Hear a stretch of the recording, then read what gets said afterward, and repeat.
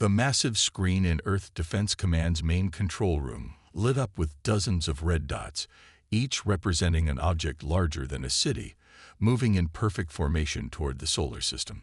Admiral James Thompson stood with his hands clasped behind his back, his weathered face illuminated by the glow of the emergency displays.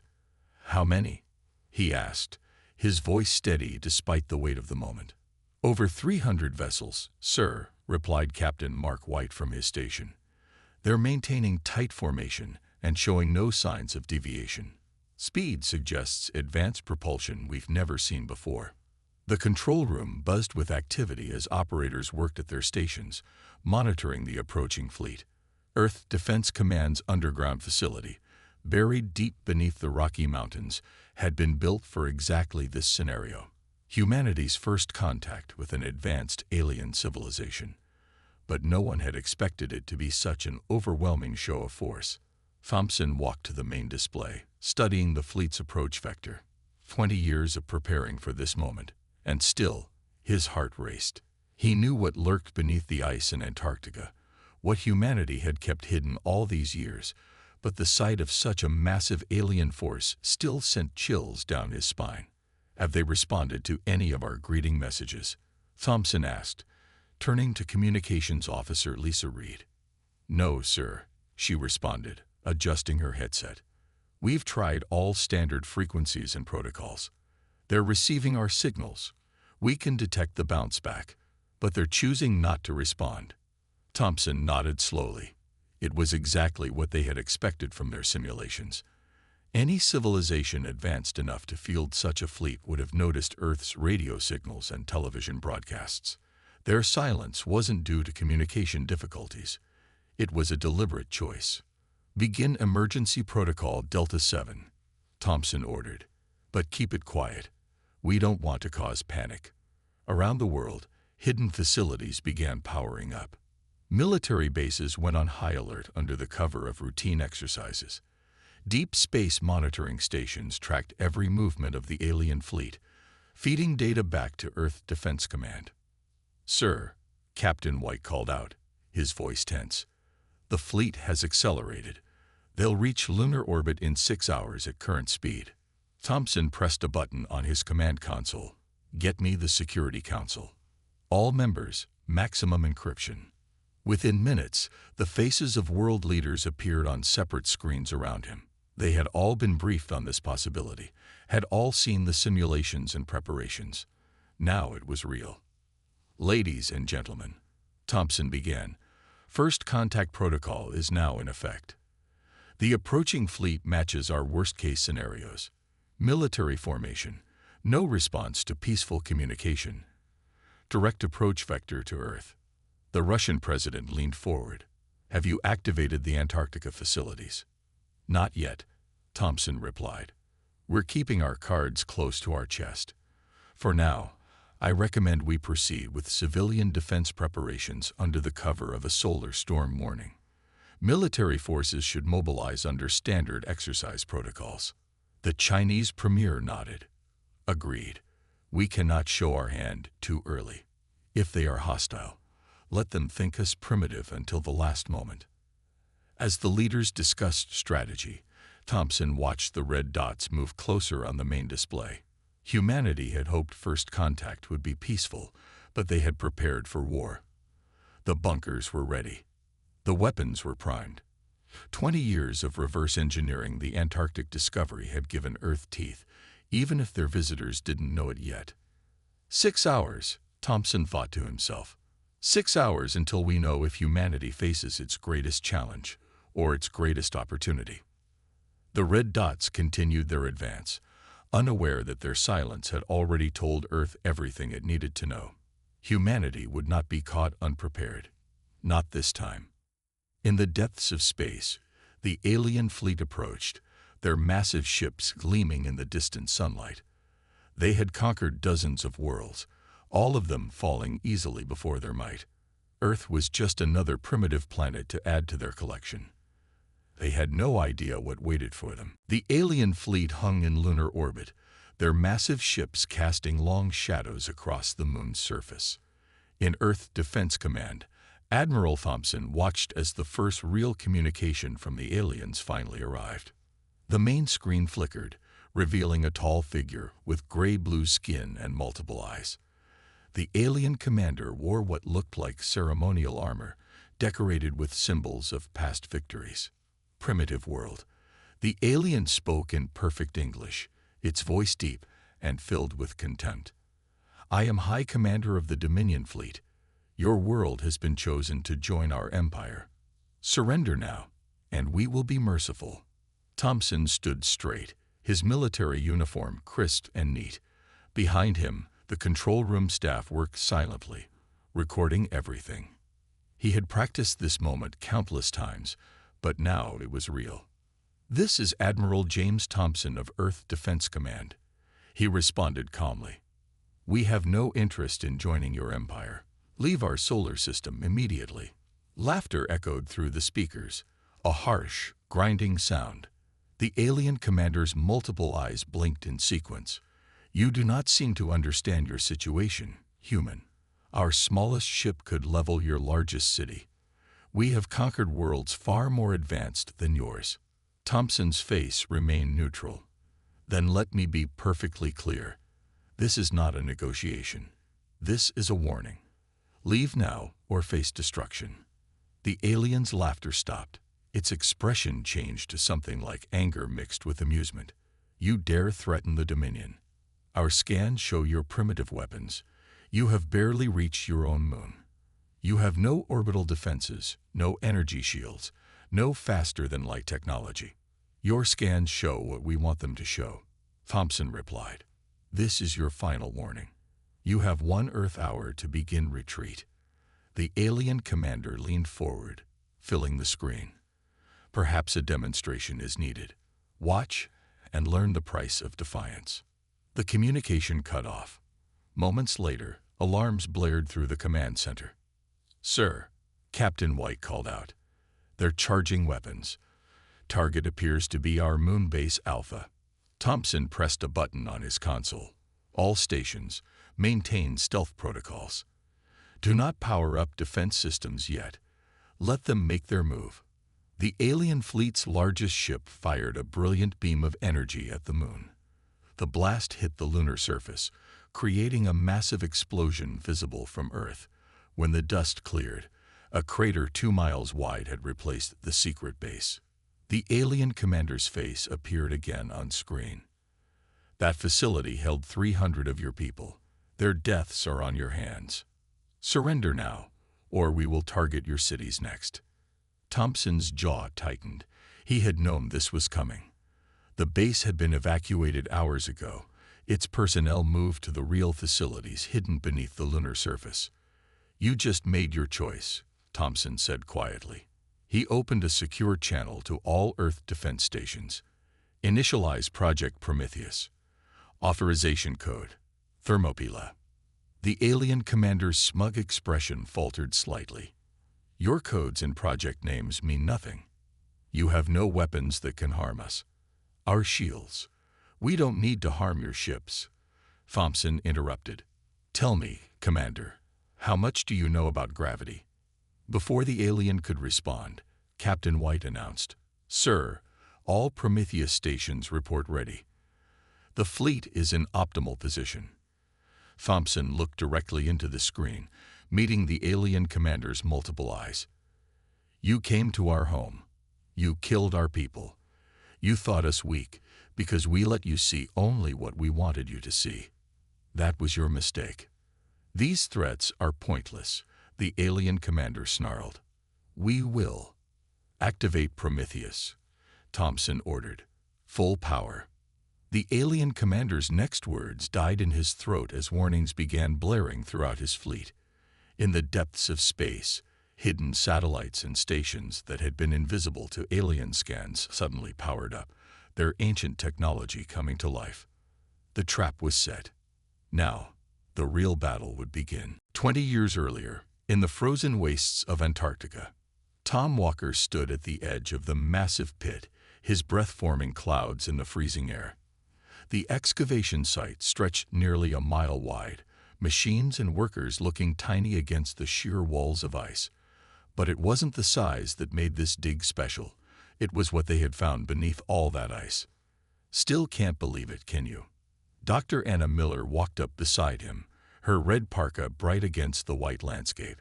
An alien facility, perfectly preserved in the ice for thousands of years.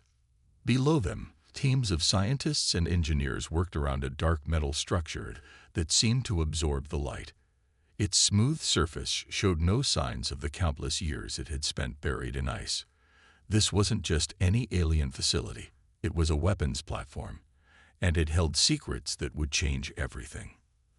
The gravitational readings are off the charts again, Anna said, checking her tablet.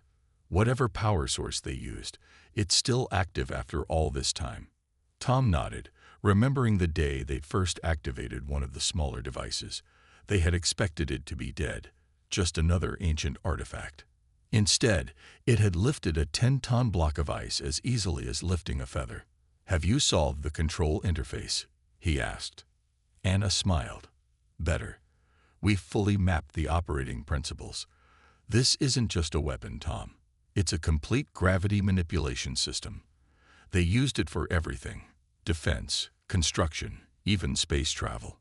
Teams of workers carried equipment into the facility through the main entrance they had carved out of the ice. Inside, more scientists worked to understand every aspect of the alien technology. The world's governments had kept this discovery secret, knowing what it could mean for humanity's future. The simulation results came back. Anna continued, pulling up new data on her tablet. "If we build a network of these devices in orbit, we could create gravitational fields strong enough to tear apart a fleet of ships. But that's not even the best part." Tom turned to her, raising an eyebrow. "The fields are completely invisible to normal sensors. Anyone scanning Earth would never know the network was there until it was too late." In the years that followed, humanity worked tirelessly. The world's best engineers and scientists reverse-engineered every piece of the ancient technology. Factories, hidden underground and beneath the seas, produced components that were launched into orbit under the cover of regular satellite missions. Tom and Anna led the project, working with military leaders like James Thompson, who was then a young colonel. They knew that humanity wasn't alone in the universe, and not all aliens would come in peace. Now, 20 years later, Tom stood in a hidden control room beneath the Antarctic facility. Screens showed the alien fleet in orbit, still unaware of the trap they had walked into. He touched the communication panel. "Admiral Thompson, Antarctic Control. All systems are green. The network is fully powered and ready." "Good to hear your voice, old friend," Thompson replied. "Dr. Miller." Anna's voice came through from another station. "Power levels are optimal. We've mapped their fleet's structural weaknesses. The gravitational fields will tear them apart if they don't retreat." Tom watched the alien ships on his screen, remembering all the years of preparation. The aliens thought Earth was defenseless, had no idea that humans had found and mastered technology their own species might never have imagined. 20 years, he muttered to himself. 20 years of preparing for this moment. The ancient facility hummed beneath his feet, its power flowing up through the hidden network of satellites. Humanity had found this gift from the past, and they had done what humans did best: learned from it, improved it, and prepared to use it to defend their home. On his screen, the alien fleet hung in space, about to learn a very hard lesson about underestimating humanity. The real test of Project Prometheus was about to begin. The first attack came without warning. The Dominion fleet's energy weapons lit up the darkness of space, targeting Earth's visible defense stations. The orbital platforms, simple satellites with basic weapons, exploded in brilliant flashes of light.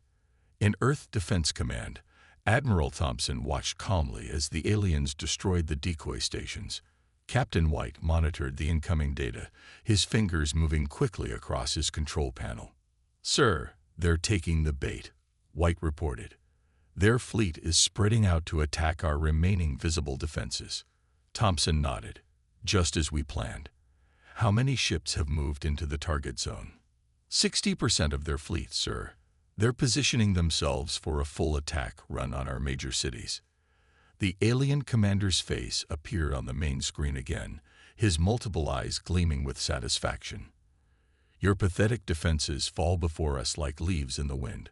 Surrender now, and we will spare your largest cities. Thompson checked his tactical display. More of the alien ships were moving into position, spreading out in a classic attack formation. They had no idea they were positioning themselves exactly where Earth wanted them. No response, Admiral. The alien commander mocked. Perhaps you need more convincing. He gestured to someone off-screen. Target their atmospheric defense stations. Let them watch as we strip away their last line of protection. Energy beams lanced down from the fleet, destroying the visible defense platforms in Earth's atmosphere.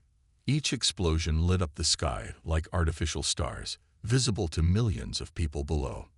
Lisa Reed, at her communications station, reported, "Sir, global panic is starting to spread. News networks are broadcasting the explosions. Let them watch," Thompson said quietly. "Let everyone see what happens next." He pressed a button on his command console. All stations, status report. The responses came in quick succession. Antarctic Control, ready. Pacific Command, ready. Atlantic Network, ready. Lunar Base, ready. The alien commander started speaking again, but Thompson cut the transmission. He looked at his tactical display one final time. 80% of the alien fleet had now moved into the optimal position. Send to all Earth forces. Operation Prometheus is now active. Authorization code, Leonidas. Deep in space, invisible to the alien sensors, thousands of hidden satellites powered up. The gravity manipulation technology, reverse engineered from the Antarctic discovery, came to life. Each satellite was small, but together they formed a web that could control the very fabric of space around Earth. "Sir," Captain White called out, "alien fleet is beginning their main attack run. They're launching fighters." Thompson took a deep breath. Activate the gravity web. Full power. The effect was instant. The first wave of alien fighters suddenly stopped, caught in invisible fields of crushing gravity. Their sleek ships crumpled like paper, metal and energy shields alike useless against the fundamental force of gravity itself. In the main fleet, larger ships began to groan as gravitational forces pulled at them from multiple directions. Their own mass, once an advantage, now became their greatest weakness. "Sir," Lisa's voice was excited. "We're getting transmissions from multiple alien ships. They're asking what's happening." On the tactical display, the red dots representing enemy ships began to shift, trying to escape the invisible net closing around them. But the more they struggled, the more the gravity fields intensified. "Send to all alien vessels," Thompson ordered. "This is Earth Defense Command. You were warned. This is your last chance to surrender and retreat." The alien commander's face appeared one more time on the main screen, but now his arrogance was replaced with shock. What kind of weapons are these?" "Our shields. They do nothing." "Not weapons," Thompson corrected him. "Just gravity. A force as old as the universe itself. You should have listened to our warning." Around the alien fleet, space itself seemed to bend and twist as Project Prometheus reached full power. The real battle for Earth was about to begin. Chaos erupted across the alien fleet as invisible forces pulled their ships in multiple directions. Their mighty vessels, each the size of a small city, groaned under the strain of conflicting gravitational fields. In the Antarctic Control Center, Tom Walker monitored the power readings from the satellite network. "Gravity fields are holding steady," he reported to Admiral Thompson through the comlink. "Their shields can't adapt because there's nothing to block. It's pure gravitational force." Dr. Anna Miller's voice joined in, multiple alien ships showing signs of structural failure. Their hull design never considered this kind of stress. In Earth Defense Command, Thompson watched as the first major alien vessel broke apart. The massive ship split down the middle, its crew evacuating in escape pods that were quickly caught in the same gravitational web that had destroyed their mothership. "Sir," Captain White called out, "we're detecting energy buildup in several enemy vessels. They're trying to use their weapons." The alien ships fired their energy weapons, but the beams curved and twisted in the distorted space around them. Some shots even curved back to hit their own ships, their shields already strained by the gravity fields. "They still don't understand," Thompson said quietly. "Their technology means nothing against a fundamental force of nature." On the tactical display, more red dots representing enemy ships began to disappear. Some were destroyed, crushed by the increasing gravitational pressure. Others managed to limp away from the gravity web, their hulls damaged beyond repair.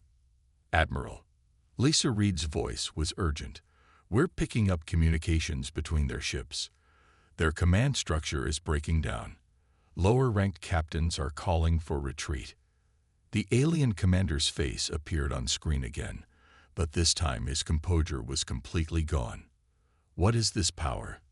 How can primitives like you possess such weapons?" "We tried to warn you," Thompson replied calmly. "Earth is not defenseless. We never were." In space, the scene was spectacular. Alien ships tried desperately to escape, their engines straining against the invisible forces holding them. The smaller vessels that had spread out earlier were now trapped in pocket gravity wells, unable to assist their larger companions. "Sir," Captain White reported, "their fleet formation is completely broken. 30% of their ships have been destroyed or disabled. Another 40% are showing critical damage." Dr. Miller's voice came through again. "Admiral, we've detected a weakness in their flagship's design. The gravity stress is causing their main power core to become unstable. If we adjust the gravity fields just right." "Do it," Thompson ordered. The satellite network shifted its focus, creating a complex pattern of gravitational forces around the alien flagship. The massive vessel began to twist, its hull plates buckling under the pressure. "This is impossible," the alien commander shouted through the video link. "We are the Dominion. We have conquered 100 worlds." "And now you've met Earth," Thompson replied. "For the last time, retreat or be destroyed." The alien commander's response was cut short as his ship's power core began to overload. Emergency alarms could be heard in the background of his transmission. Through the command center's windows, the staff could see flashes of light in the night sky as more alien ships succumbed to the gravity fields. Earth's conventional forces, fighters and ships that had remained hidden, now moved in to disable the struggling enemy vessels. "Admiral," Lisa called out, "more alien ships are breaking ranks. They're not waiting for orders anymore. They're running." Thompson watched as the mighty alien fleet, which had arrived with such confidence, began to fall apart. Some ships were crushed by gravity, others fled in panic, and still others drifted powerless in space. The battle was turning, but it wasn't over yet. The alien commander's flagship still hung in orbit, its power core growing more unstable by the second. What happened next would determine not just the fate of the battle, but Earth's place in the galaxy. The alien commander's flagship hung in space, its hull glowing red from the stress of fighting against the gravity fields. Inside Earth Defense Command, Admiral Thompson watched as the massive ship struggled against the inevitable. "Status report," Thompson ordered, his eyes fixed on the tactical display. "Their power core is reaching critical levels," Dr. Miller reported from her station. "The gravitational stress is causing a cascade failure in their main systems. They have maybe 10 minutes before total collapse."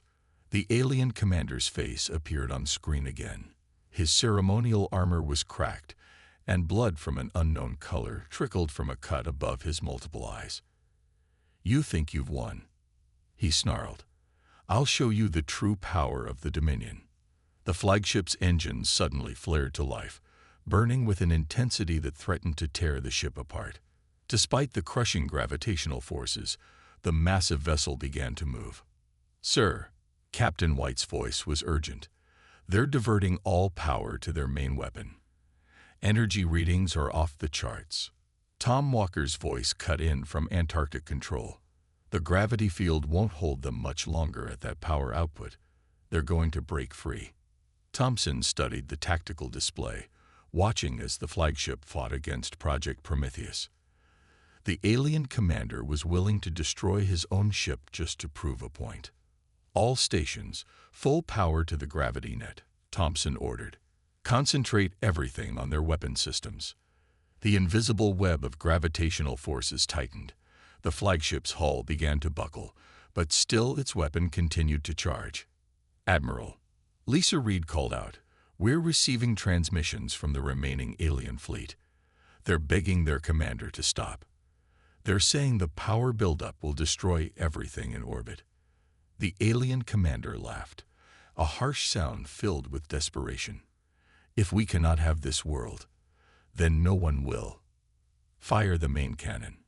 Energy surged through the flagship's systems. The massive weapon began to glow, preparing to release enough power to devastate Earth's surface. "Dr. Miller," Thompson called out, "we need options. The power buildup is making their core unstable," she replied quickly. "If we can create a focused gravity spike right at their weapon's emission point." "Do it," Thompson ordered. "All stations, prepare for emergency maneuvers." The satellite network shifted its focus, creating an intense point of gravitational force directly in front of the flagship's main weapon. The alien ship's hull screamed under the pressure, metal twisting and breaking. "Commander," one of the alien bridge officers could be heard shouting, "the weapon is backfiring. The gravity field is forcing the energy back into the ship." The alien commander's face showed pure rage. "Impossible. We are the Dominion. We cannot be defeated by primitives." "Sir," Captain White reported, "their power core is going critical. The weapon feedback is causing a chain reaction." Thompson opened a channel to all Earth forces. "All ships, fall back. Get clear of the detonation zone." On the main screen, the alien commander stood up, his multiple eyes blazing. "You may have won this battle, humans, but the Dominion will." His words were cut off as the flagship's power core finally gave out. The massive ship exploded in a brilliant flash of light, the detonation amplified by the gravitational fields still surrounding it. Debris scattered across space, much of it burning up in Earth's atmosphere like artificial shooting stars. In the aftermath, the remaining alien ships hung motionless, their commanders waiting in terror for Earth's next move. "Sir," Lisa said quietly, "we're receiving surrender signals from all remaining enemy vessels." Thompson nodded slowly. The battle was nearly over, but one final message needed to be sent, not just to these aliens, but to the entire galaxy. Earth was no longer a primitive world to be conquered. It was a force to be reckoned with. The sun rose over Earth, its light reflecting off the debris of shattered alien ships still orbiting the planet. In Earth Defense Command, Admiral Thompson stood before the main screen, addressing the commanders of the surviving alien vessels. "Your fleet is defeated. Your commander is dead. You have two choices," Thompson stated firmly. "Surrender and be escorted from our solar system, or share your commander's fate." The alien captains, their once proud demeanor replaced with shock and fear, didn't take long to decide. One by one, they transmitted their surrender codes. "All ships are powering down weapons," Admiral Captain White reported. "They're falling into the escort formation as ordered." Dr. Anna Miller's voice came through from Antarctic control. "Admiral, we've finished analyzing their ship data. The Dominion has attacked and conquered over 100 worlds. They've never been defeated before today." Thompson nodded slowly. "And that's exactly why we need to send a message. Lisa, is the broadcast ready?" "Yes, sir," Lisa Reed replied from her station. "We're connected to their long-range communication network. The whole galaxy will see this." Thompson straightened his uniform and faced the camera. The broadcast began, transmitting across the vast network of alien communication relays that stretched throughout the galaxy. To all spacefaring civilizations, he began, today the Dominion fleet attacked Earth, believing us to be primitive and defenseless. They ignored our warnings. They threatened our people. Now their fleet lies in ruins, defeated by technology they never saw coming. The camera switched to showing recordings of the battle. The alien ships being crushed by invisible forces, their weapons useless, their mighty fleet broken by Earth's hidden strength. Let this serve as a message, Thompson continued. Earth is not primitive. We are not defenseless. We do not seek war, but we will defend ourselves with everything we have. Remember what happened here today. In the Antarctic facility, Tom Walker watched the broadcast while monitoring the gravity satellite network. Think they'll get the message? He asked Dr. Miller, who stood beside him. They'd better, she replied, checking the readings from their captured alien databases. According to this, there are at least a dozen other empires out there, some even bigger than the Dominion. They'll all see this. Back in Earth Defense Command, Thompson watched as Earth's ships escorted the defeated alien vessels toward the edge of the solar system. The gravity weapons remained active, a constant reminder of what would happen if they tried anything. Sir, Lisa called out, we're getting responses to the broadcast. Hundreds of them. From all over the galaxy. Different species, different civilizations. They're all watching. Captain White smiled at his console. Bet they're reconsidering their own invasion plans right about now. Thompson allowed himself a small smile. The victory wasn't just about defeating the Dominion. It was about changing humanity's place in the galaxy. No longer would Earth be seen as an easy target for alien empires. Dr. Miller, he called over the comm. How are the Antarctica facilities doing? Better than ever, she replied. We've learned more about the gravity technology from this battle than we did in 20 years of research. We're already working on improvements. The last of the alien ships disappeared into deep space, carrying tales of their defeat to the far corners of the galaxy. Earth's gravity satellites settled into their hidden orbits again, invisible but ready.